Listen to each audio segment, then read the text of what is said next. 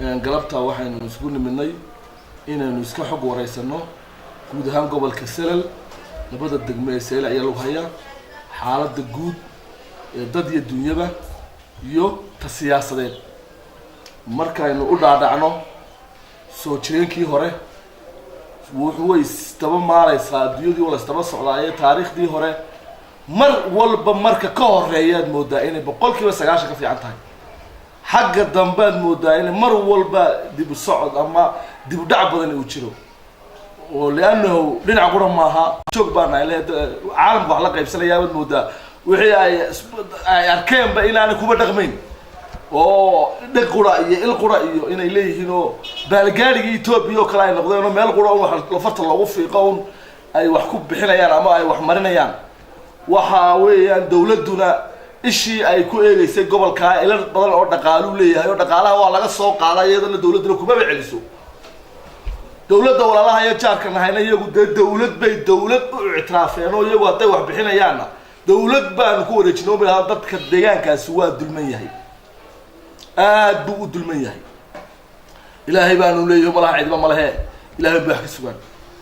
ka dibadda hadduu wuxuu soo dirana ka halkan jooga loogu soo dhiibaan gaarsiinin ka halkan jooga oo aan nidaamsanayn oo gudi lahayn oo ciisaysnayn oo dawladeysnayn oo kii wax laga qaadi lahaa ee xildhibaanka ahaa ee wasiirka ahaa ee isaga laga doonayo contribution ka bixiyo ama dawladda dadka wax uga soo qaado ya lacagtii dadkii dibaddu soo dhiideen soo shaqeeyeen dadka masaakiinta xaqulaha ugu soo direen dhaxda u fariisanayaan hadeedna lama nimankiiba halka la maraya deetana dadkii aqooyahanka ahaa iyo wax garadka ahaa halkan joogay markay wax weydiiyaan kuwii dibadda iyo gudaha ee xildhibaanada wax la weydiin lahaa bal waxay la cararayaan afartii shilin loo soo diray dadka masaakiinta ee abaaru ku habsadeen ama barakacayaasha iyadii dhibaato kale inagu soo kordhisay oo waxtar waxyeelo laba jiro dadkii dhaxdeedii baa isku nacnayba waxaan nidaamsanayn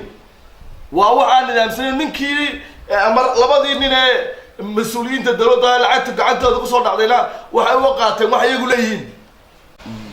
محا السبب أرنت أتشيكست وها صوب الله بقضب قضب كهرية الدولة تهتم كهرية وكهرية يعني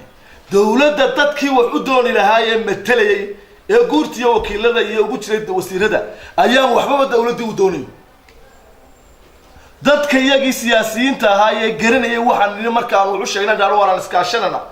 أنا قم بعد الميديا تيفي كقلقلنا ده أنا بقى تتالكا هلا كلا واصدة مركان كأي ويني ده هذا يدي ثلاثة يدي أي حماتي أنا جودها يجي وده تشجع يجي والنقضي ده كحرم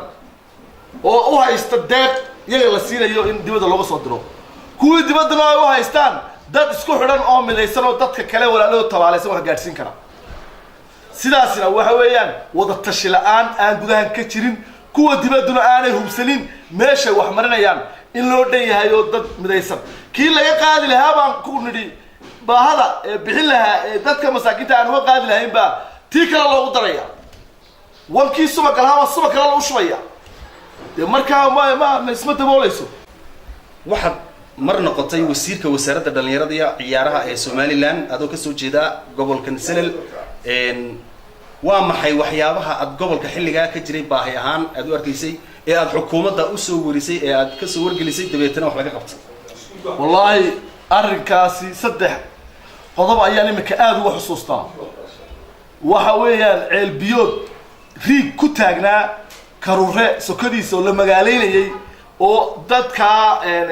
deegaanka degan ay ka cabanayeen oo anugu imiday oo wallahi dib badan inaga qabtay dawladda Somaliland iyo dawladda Djibouti ay ogeedo dhibaatadeeda ay taaban gaadhay labada shacab ayaan ilaahay u guuleeyo dawladda Somaliland markaan wasiirka ka dhameeyo ka qaaday riigiyoon ku celinay meeshiisii ku darnay karuure oo magaalada lagu hayay biyihii ku beerinay meeshii labaadna ka saarnay dhibaatadii laga doonayay iyo fadqaladii labada reerood la isku dilaayay waa koow laba markab uu leeyahay nin ganacsadii ayaa isaga ugu yimid isagoo lagu haysta berbera dawladdan Somaliland baa markaa kala hadlayo dawladda Somaliland aniga ra'iisul baarlamaanka cirro oo markaa Djibouti joogna markii damana soo dhaadhacna ka nimidna annaga dhameeyno dawladdan ka dhameeyno dawladda ayay iyaduna arrin muhiim oo weyn buu ahaa waxa kamid ah dadka degan deegaankaas oo cashuur lagu dhibaayay xoolaha marka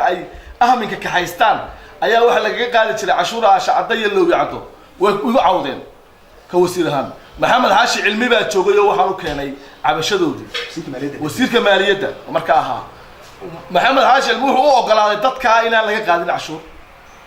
oo loo daayaha minkooda ay bariis ku soo bedelanayaan nimanka cashuur qaadayaashana waxay ku andacoonayeen in ari la iibinayo oo dad ganacsato leeyahay lagu dhaxdasanayo waana been dadka masaakiinta oo lagu dhibaayay maalintiina ugu dambeysay dad deecabanayo tiina waan dariiq wada kala sameeyno dariiqu ma imka wali ilaa hadda ay ku socotaa waxaana dawladda u baa ka dhameynay oo magaranaysa ay dhamayso aan la kaashanay waxa kamid ah iskuulkii secondary-ga ah ee Sacaadadiin oo intaas oo sanadooda fur waayo ciyaalkii dhowr sanadood dhiganayaan manhajka dawladda iyo systemka dawladda ku jira maanay isagana waanigi furay dugsigii Sacaadadiin ku taariikhdiisii dawal hayaa aniga oo furay markan wasiirka ahaa isaguna wuxuu ku jira taariikhda wax qabadkaygu ka mid yahay sidoo kale ceelasha karuure ceelgaal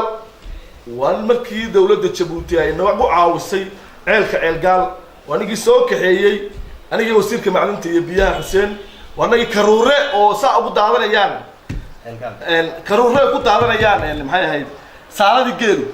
waanagi kala saaray nidi dawladda imika dawladda Soomaaliland mid qodad dawladda Jabuuti mid ka codsanay loo qodo maanta taangi biyaha dadkuna ka cabaan iyo laba barkadood oo laba rigo oo dad xooluhu ka cabaan bay leedahay magaalada karuure maanta ta tagto ceelgaana dhamal baa loo sameeyay waxaas waa intaan joognay wixii aanu labada dawladood ba uga helayeen tusnay media laga daawaday sababta dhibaatadii aad sheegaysay ee dhinaca dhaqaalaha ay ka imaneysay qurbaha ama hay'adaha waa maxay xalka aad soo jeedinaysay ee lagu maareyn lahaa waxa weeye horta wax wanaagsan in la isgargaaro waa wax fiican waa shay la isku ku dayasho mudan dadku waxay ku tartamaanba waa horumarka iyo gargaarka in badan baan dadka iyaga ku baaqayna lahayn war bal halkan dadkiina dib u soo eega oo war bal muhiimadu waxa weeyaan oo aan leeyahay anigu waxa laga bixi karaa iskaash iyo midnimo iyo iyadoo meesha qolada wax guraysaana ay midaysan tahay dibaddu kuwa gudaha joogaana guddi ka madax bannaan nin siyaasi ah oo wasiir oo xildhibaan oo garad odayaasha iyo siyaasiyiinta waaweyn ee la xisaabtami karaya ee mar walba la helaya ee aan baxsanayn in la sameeyo guddi midaysan oo la xisaabiyihii qaslajigii gudoomiyihii si ummaddu ay tahay oo wixii la keenana sida ummadda ay u qaybiso media waxa arkaysaa meel baa tuulo loogu deeqayaa laba baawar raashina labadii baawar ba inta la rogaa saa loo qoys loogu dhigayaa waxa arkaysaa boqolkii qoys oo raashinkiisa loogu qaybiyo qoys walba dul fadhiyo kiishkiisi yaad ka daawanaysaa kamaradii kaybilka ama channelada kale qofkii soo bixiyay ama hay'ad soo bixisay halka way ka arkaysaa dadkeedii halwadanadeedii oo boqolkii qoys baa wax ku siiyay way ku farxaysaa xagga lacagta waa la midu waxa weeye marka guddi sidaa u nidaamsan shakhsiyan qof ku soo hagaagta ama kaashka meel lagu soo hagaajiyo waayo la leeyahay inuu yiraahdo war waa lacagta waxa soo diray hebel waxa loo soo diray community-ga halka ama guddida halka ama arrimaha noocaasa ama wadada dawga cad nooca meel inta magac loogu bixiyo uu qofkii sidaa u sheego u geeyo meeshii loogu talagalay tiradeeda inta bay oo wixiina uu sheego qof u keenay kii dibadda joogay iyo kii gudaha joogay labaduba way ku qanacayaan laakiin wax yar oo waqtigiina la dhaafiyo loogu talagalay dadka inuu wax u tari lahayd gargaar qofkii bixinayay inay ka soo baxday dadkii qorsheynayna aanay qorsheynin waxa soo dhaniba musuq maasuq bay galayaan oo waxa filayaa inay karaahin lagu kala qaadayo la isku naacayo dhibaato badan ka imanayso marka waxa haboon in wax nidaamsan la bixiyo wax nidaamsan lagu bixiyo dadkii loogu talagalay sidii loogu talagalay loo gaarsiiyo haddaan xagga siyaasadda ka hadlo duruufta siyaasaddu way farabadan tahay gobolka Sanaag 12 sanadood baa qoladayadii baarlamankii hore 2005 baan anu kamid ahaa qoladii Sacajishay baan ahaa afayeenkoodii baan ahaa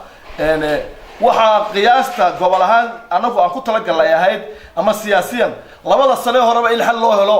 kuraasta gobolka Sanaag oo 5 kursi waxa lagu fadhiyaa saamigu waa 60kii oo lagu dhuftay 2.5 laba kursi baa lahayn 60kii 230 bay ahayd waqooyigu waxay lahaayeen labay lahaayeen labadii 5 bay dhaleen sidaasaa imika lagu fadhiyaa oo heshiis lagu yahay sidaa darteed 3 sano ama 2 sano hore ee anagu aan ka maqnayn waxa habooneyd in horta hawsha wax laga qabto oo meel lagu tiiriyo 12 sanadood baa ka soo wareegay ilaa maanta wax cad iyo siyaasad cad oo ka leenahay ama ka soo baxday midna ma jirto laba qodob baa halkaana dhaliisha mid guud ahaan siyaasiyiinta isaas kale gaar ahaan kuwayaga oo kuwayaga duruufo badan oo aan saamaxayn baa jira marka runta laga sheego kow annaga iskale waayo annaga dhaqaajinteeda iyo ku dagaalankeeda iyo kala toosintiisa lahayn maalintay timaado ma leen armaanta maxaan lahayn waa goorma 12 sanadood kadib kuwa kalena dawladda Soomaaliland xagga iyaga miisaanba kuma leeyin oo ma fikirtaba waa nimankii barigii qoloykii barigiis aslee waxa doonayay waxa bay rabeenay wuxuudi maxaan ka yeelaa nimanka 12 sanadood ku fikiri waayay dawladda Soomaaliland labadooda xukuumadda isbedelay iyaguna dambigooday leeyihiin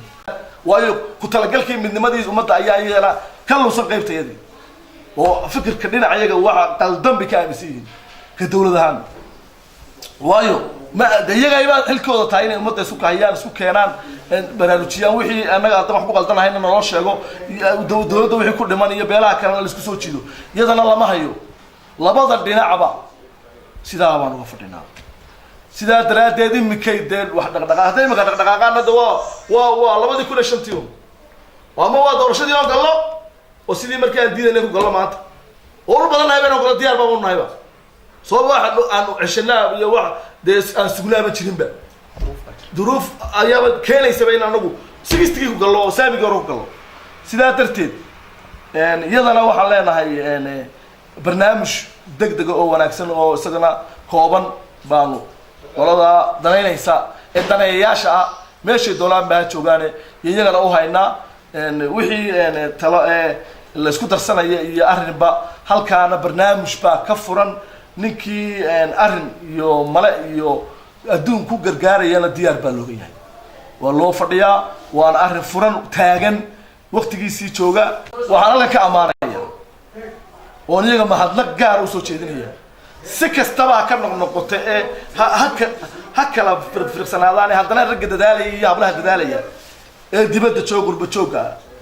aad baan iyaga u mahadnaqayaa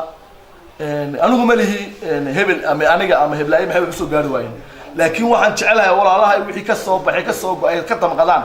إنه وحي أقول تلقى لأنه يكف الشو أما ما كان نقول عطسنا وحي عطسنا إنه يصير دي أو بحاله دوكيومنتري فيلم فيديو كاميرا لغوه له واحد مركب ويقطع مركب الله بعدنا مركب أنا كل سؤال شرينا تذكر كل سؤال والله أبو روفت بالله صوتنا قلنا نقول بتشوق الله بيا صدق السماية ده كان كوميونتي كان قلت أيام الصادرة والله نظامية ولا ليه والله يقول ماذا مركب هو يعني ذو كنا ده هذا لسه حتى قرمت كيو ذو كنا غيبتيني مسكيا ده كان ودي سويدان وتان ما هالكم ما نو وحكوا ذينا يده ما هذا يضل لفت كيدو تمر بقفكوا بهاي إن مسكحنا ليه قرقارو وهو مركنا أن تعتصنا يا نجيب سعون الله نهاية الكلنا يا نجيب أبغى سيدا وكلا تاجن تقول مدبوع بهاي سيدا ترتينا وحلانا أنا آدي وما هنقينا هبلها هي لما ضبع ورد مركب قول متكلا يدي كبه هاي مسكح أنا هلا ينهرو أو هلا ولا ليهم وعقبت أو ودينا دقمة دي جوا قبل كل قارة كبر لسه أيام أقول لها إذا كان أنت أبغى دي سوتش دينا يا إمي كأرن كان تاجن اللي إيش جاي أبارة دتك كل عاي لعيت الله صادرين رمضان إلا يمكن لقاها هنا ونمك لعيتها كل شقة ليها بلها لعيتها صادري كوميونتي دتك صادري دتك لو تلقى لي ولي أدوك ما قارنة رجع إسكا استوى وحوي رجع أدون يبتل الله الله قد الله سمايو ميديا أنا هلا كانوا عد يضل الله من يسوي الراه لقى فدي دتك لو تلقى لها الكرسي وحين تاكل دمبيرة وحن قد ده هاي لقى وده من يسوي هاي اللي ده هاي ميديا ولا كتيرو ولا الله يو وعمها وصدرنا هديك لو عاد صدر تواقع سارة مدتكم بد يا سكوتر إنسان أنا وأنت إنسان كسوق قبل لها والسلام عليكم ورحمة الله وبركاته.